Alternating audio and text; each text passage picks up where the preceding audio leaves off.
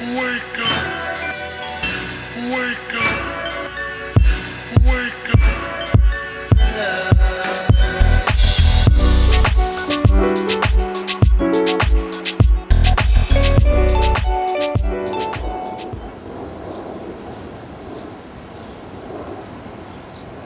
How you doing? My name is Nathaniel Donnett, visual artist, and I'm one of the artists that's doing the otherwise constricted installations at Project Row Houses. Particular installation that I've done is called The Greatest Store That's Never Sold.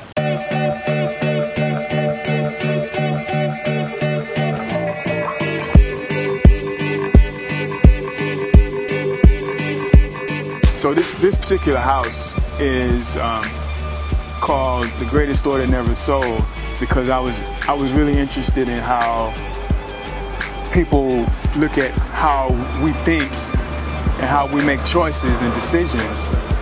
And when you go from one point of thinking about something or making an observation of the reality and then filtering that information, and then going to the next point of how you place that information back out into reality.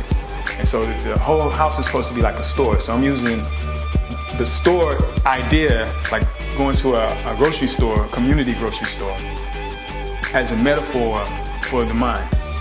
And so all things here, when you see these colorless things, are kind of example of what the mind is and how you can make these different choices and decisions by filtering information.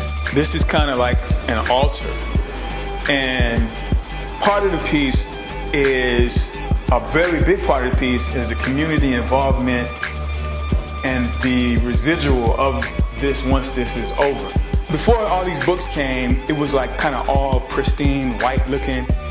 And when I said earlier is how I talk about the outside being like this color. But see, when the community started participating, then they started bringing color in with these books. And if you take a shot at it, you'll see that the color comes into the whiteness.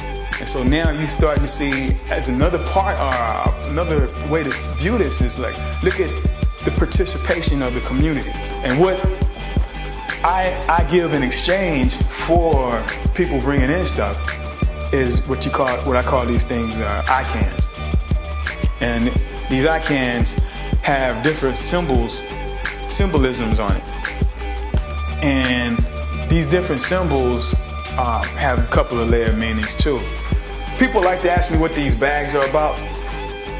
And like I said, I don't have one answer. It's kind of up to your interpretation. It could be how we, like these personal narratives that I see, and it could be like these thoughts or these memories, like these memories.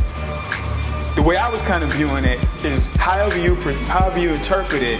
One thing is like this connective thread to it, and that is all of these different things are something that I have seen or think is a viable thing that's going on in the community. Like one is like the veterans and how the veterans are treated, how you see homeless veterans and yet you are asked to go fight, things of that nature. You got violence, you have like this caution tape and a deal about guns. And we all know, like in certain parts of the community, that's an issue. One thing I think art should do, and I by no means I mean it's the only thing, but I think one thing art should do is kind of have our ideas kind of change or challenge what's already there. If not to see a different perspective or maybe a perspective that's a better way to do it, it could be just to strengthen the perspective prior.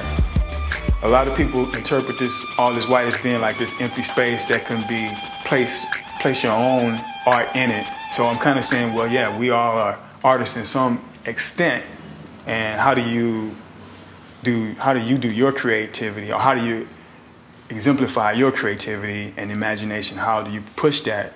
Are you limited to not using it? And if so, then hopefully that when you see this piece, it'll kind of inspire you to be creative and artistic.